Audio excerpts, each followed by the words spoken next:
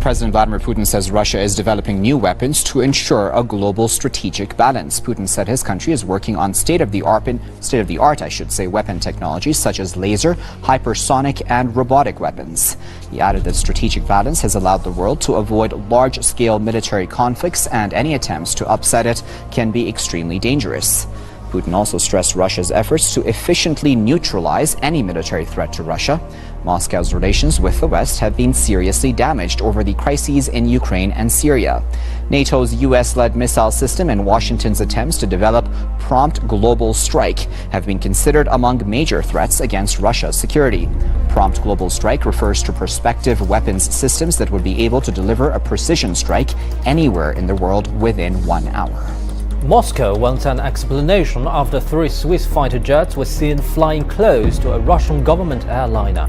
The plane had been passing over Switzerland carrying members of the Russian delegation and journalists headed for Peru to attend and cover the APEC leaders meeting in Lima. The Swiss Defense Ministry says its fighters flew alongside the Russian plane for 7 minutes. Russia has expressed a surprise for the move.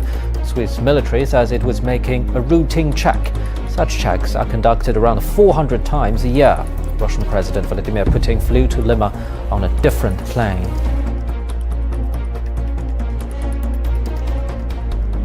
Did you see this today? There was this plane just circling, the metro circling and circling, and many of you called us asking what was going on. So we got on the phones for you. We called the Air Force. We called other military. We called DIA, the FAA. And still so far, the only answer we got is, I don't know. The U.S. State Department says it was either Syria or Russia that conducted airstrikes hitting hospitals in different parts of Syria. But what the State Department hasn't done is provide any evidence to back up those claims. Did you, the State Department, draw the conclusion that Russia hit the hospitals based on their location, knowing that Russia was carrying out operations in Idlib in the past few days? We know it wasn't coalition aircraft, so it either had to be Syrian or Russian aircraft. I don't know. And wouldn't get into, as I never have from this podium, a specific discussion of each and every airstrike and who and how it was conducted. That's not for me to say. We have seen additional airstrikes now in Syria by Russia and by the regime. And by all counts, looks like they were deliberately targeted. Barack Obama's parting words to his closest foreign partner were good luck. The outgoing US president says a Donald Trump White House will still value the fundamentals of the transatlantic alliance. But neither leader hides that the relationship may well look rather different. For one thing, the president-elect has promised to thaw relations between Washington and Moscow. That is not yet in his power, though. European and US leaders have agreed to extend sanctions over Russia's annexation of Crimea. We talked about sanctions in the context of Ukraine. The US president said, and we all agreed, that we all stand together as the United Nations of the European Union. Ending months of speculation over whether one of the world's most powerful women wants to run again after 11 years in office, on Sunday, Angela Merkel is set to announce she will seek a 4th term as German Chancellor in next year's election. At a time of uncertainty after Britain's vote to leave the European Union and the election of Donald Trump as the next U.S. president, the 62-year-old conservative is widely seen as a stabilizing force in Europe. On Sunday afternoon, she meets other leaders of her Christian Democrats in Berlin to prepare for a party conference in December. It is the last meeting before the election.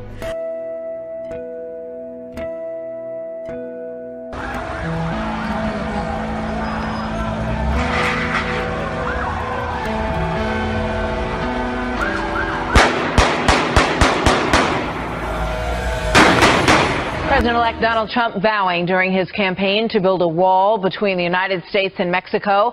The two countries have had portions of fencing and walls sort of in different spots along the border there for some time. More than 60 countries, mostly in Europe, now installing barriers at their borders to keep people out, mostly because of the refugee crisis that they have been experiencing. Whether you call it a wall or a fence, border barriers are booming, not just in the U.S. At the end of World War II, there were less than 5 border walls anywhere in the world.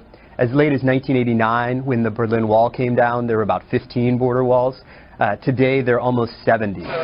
Greece, Hungary, Israel, countries are building walls to keep immigrants and refugees out.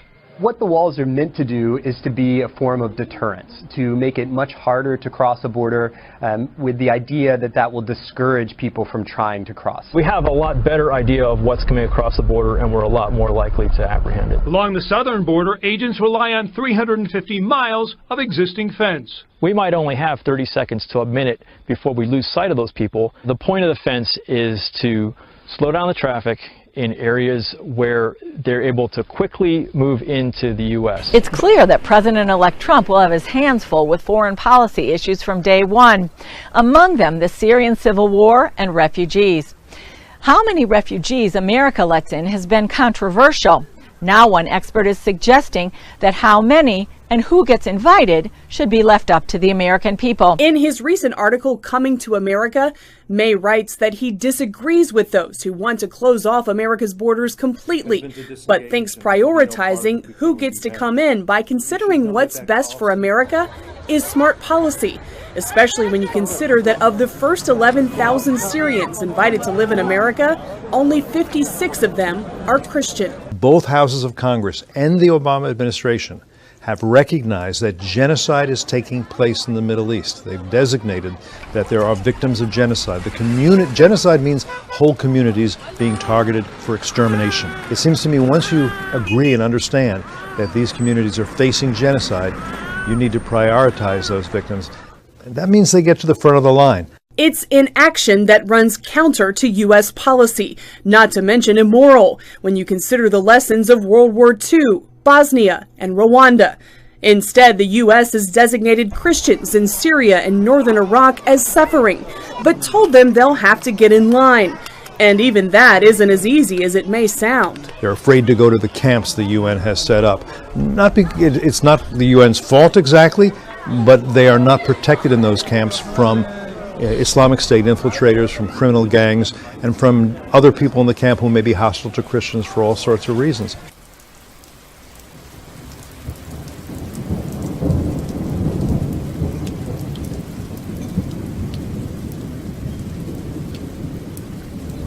I'm talking about sites like InfoWars, led by this guy Alex Jones. Other fake news sites to unfollow: WorldNet Daily, New Century Times on the left, The Conservative Tribune, Daily Signal, USA 24. The list goes on. In a video statement posted on November 18th, Attorney General Loretta Lynch called the rise in American hate crimes an alarming trend.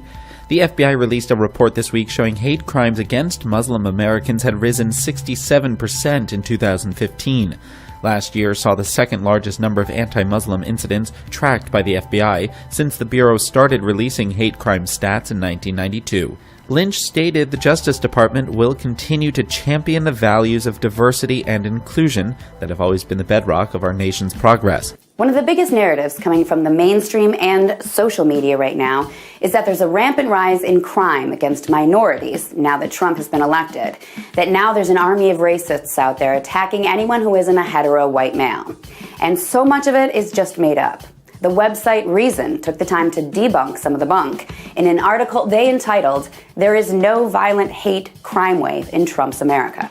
First, they addressed the female Muslim student at the University of Louisiana who said her hijab was ripped off her head by two white men wearing Trump hats.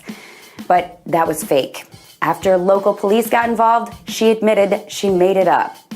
The second fake incident the article addresses was one that supposedly happened in San Diego, where another Muslim woman's purse and car were stolen. The media made it into an act of trumped-up bigotry, when it turns out one of the robbers was Hispanic and it had nothing to do with Trump at all. Next up, we have the story of a Ku Klux Klan rally that took place in honor of Trump's victory. People were circulating a picture of the KKK marching on a bridge in North Carolina, and it got shared all over the place. But that was also false. The picture was of conservatives happily waving flags, but American ones, not KKK ones. Also, one of the participants happened to be a Cuban immigrant who said he was just celebrating his freedom. The next fake story is about a Nazi flag, red with a big swastika, going up over a home in San Francisco. Now, the flag was hoisted, and the picture went viral. You couldn't log on to any social media site without seeing it, and everyone was like, this is the new normal, proud Nazis everywhere. But it turns out the guy who put it up is totally anti-Trump and told the local news that he put it up as some kind of anti-Trump political commentary. However that was supposed to work. The Reason article lists a bunch more fake or unsubstantiated stories too. Look, everyone, I'm sure there are instances of stupid idiots doing stupid things right now. But the bottom line is this: a lot of this narrative about the hate crime wave is nothing more than a wave of disinformation with the sole purpose of scaring and angering people. In less than 2 weeks, thousands of Hoosiers will see a change in their paycheck as overtime rules are changing all across the country. Yeah, an estimated 4.2 million Americans who are on salary right now and don't get overtime are now going to be eligible for it. That's about 250,000 Hoosiers. 250,000 people. For many, that's a good thing, but this change is leaving small businesses scrambling to figure out how to deal. It's a very big deal. Megan Iskin is busy on this Friday making last-minute changes to the payroll. She's the head of HR for OneClick, an e-commerce business based out of Greenwood. It's a huge change for a lot of people. She's talking about the new overtime rule handed down by the U.S. Labor Department. On December 1st, anyone who is salary and earns less than $47,476 a year now must be paid overtime for working more than 40 hours a week. The old cutoff was just $23,000. About 250,000 Hoosiers who were salary will now be considered hourly. We had about 10 people who are going to be making that change, and that's a pretty big percentage for a company of 50 people. Businesses like OneClick are left trying to adjust to the new rule. Some Hoosiers are getting a raise past the $47,000 threshold so their employers don't have to pay them overtime. Others may see their overtime hours cut to meet budgets. Some of our employees are probably going to reduce their hours to just working 40 hours, and then that means their supervisor is going to have to manage that workload. Critics say this new rule spells bad news. This is a career killer in retailing, and it's going to have that negative impact for individuals who are looking for the opportunity to grow with the company and to seek greater opportunities within that company. Friday, the head of the company building the Dakota Access Oil Pipeline confirmed that the controversial project won't be rerouted. However, Kelsey Warren, the CEO of Dallas-based Energy Transfer Partners, added that he'd like to meet with Dave Archambault, the chairman of the Standing Rock Sioux, to address the tribe's concerns over the pipeline hurting its drinking water and cultural sites. In an interview with the Associated Press, Warren said that the company has no alternative than to stick to its planned spot for the nearly $4 billion pipeline, adding, "There's not another way. We're building at that location." Access to fresh water is going to become a big problem for a lot of people. The UN says by 2025, at least 1 in 5 people will deal with water scarcity. By 2050, the demand for fresh water will have increased by 50%. Meanwhile, we're already running out of groundwater reserves. Droughts all over the world mean getting water isn't easy for everyone. After a years-long California drought, an unprecedented number of trees are dead up and down the coastal state. And that poses a huge threat to local communities. It's estimated 36 million trees have died since May, which would put the total number of dead trees in the state at more than 102 million. Those dried-up trees fuel wildfires. Big blazes have burned over 140,000 acres in 2016 alone. To fight the problem, officials are trying to use the trees for lumber or for fuel and energy plants. Authorities are predicting the die-off will last at least another couple of years. Even if California got an unusually high amount of precipitation, it wouldn't do much to curb the damage for some time. According to researchers, some workers at hog production facilities in the United States have contracted skin infections from drug-resistant superbugs.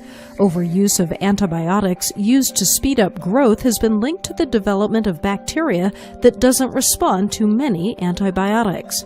Study leader Christopher Heaney said, "This study suggests that carrying these bacteria may not always be harmless to humans."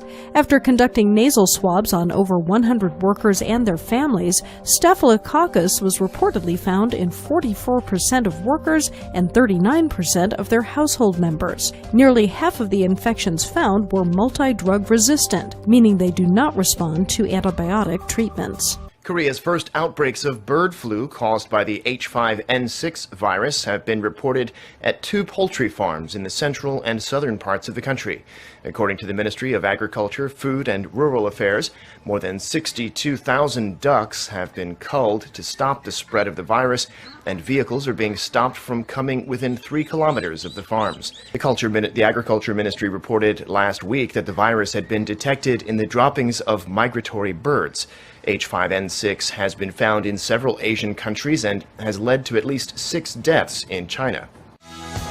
Scientists are warning of a new earthquake danger in Northern California. Oh boy, they've discovered that 2 fault lines linked together north of San Francisco, creating a new risk for the nearly 7 million people that live in the Bay Area. Some 1,200 emergency responders took part in an earthquake drill yesterday. A magnitude 7.8 earthquake hits California and the clock is ticking. Whoa! National Guardsmen are working to pull a trapped man from an elevator shaft, while a specially trained dog searches for stranded survivors. This drill is meant to help emergency responders prepare for the real thing. You want to be the best prepared, the best trained, and the most efficient as possible. But these extreme scenarios could easily become reality. USGS scientists recently discovered that 2 of the country's most dangerous faults, once thought to be at least 2 miles apart, are actually connected, creating one massive 118-mile-long fault. Using this acoustic device, they confirm that the Hayward Fault meets the Rogers Creek Fault in the shallow waters of the San Pablo Bay near San Francisco. What kind of damage are we talking about here? More damage than Hurricane Katrina in terms of loss. In 1906, the Great Quake leveled entire San Francisco neighborhoods, killing thousands. In 1989, the Loma Prieta quake killed 63 people and caused $6 billion in damage. In New Zealand, a 7.8 magnitude earthquake has lifted the seabed up to 6.5 feet in some areas. The northeastern coast of the South Island was the region affected by the quake, following vertically moving seismic faults which also created fissures in the region's roadways. Bedrock covered in seaweed was visible as well as a variety of marine life. According to researchers, this new seabed could become a permanent part of New Zealand's coastline.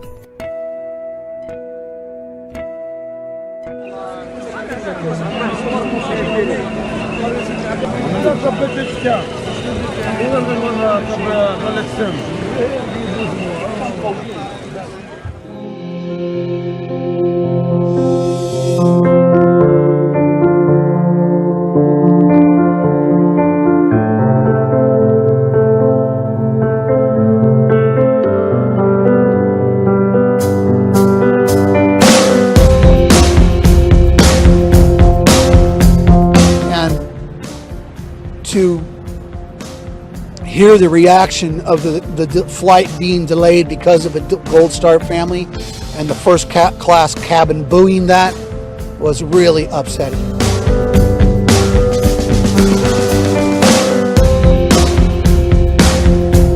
It's not for protest. It's for the death of the people that are saving us. Yeah, I know you love me too. Oh, kiss her. That's a good picture. I got to kiss her. He protects me, loves me, vice versa, you know. And we just have a strong connection.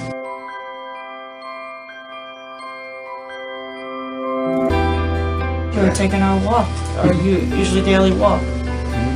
And I gave him the command to cross the street, a certain word I used, and we're in the middle of the street, and it happened so quickly, but people said he just jumped in the bus. I saw his paw hanging in the air, so I knew he was hurt. Very proud of him. Yeah.